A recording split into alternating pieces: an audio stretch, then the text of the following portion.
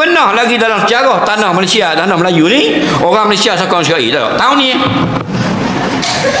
Betul tak? Berlaku. Melayu sokong Israel. Dah mana? Kafir laknatullah. Kerana apa? Kerana orang menyokong kekufuran, kufur. Ar-ridha bil kufri kufrun.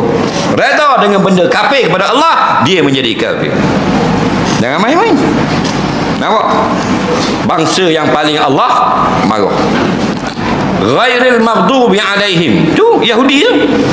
Wajib tak kita baca dalam sembahyang? Ghairil maghdubi alaihim. Wajib baca tak? Kalau tak baca sah tak sembahyang? Siapa al-maghdubi alaihim? Buka kitab tafsir. Humul yahudu. Al-maghdubi alaihim humul yahudu. Mereka adalah Yahudi. Dah baca dah sah sembahyang. Hari-hari dia baca. Nak golongan yang dimurkai oleh Allah. Bangsa yang paling jahat. Bangsa lain jahat. Bangsa Yahudi paling jahat. Bangsa Melayu ada yang jahat. Bangsa Cina ada jahat. Bangsa Arab ada jahat. Tak, tapi bangsa yang paling jahat Yahudi. Sebab apa?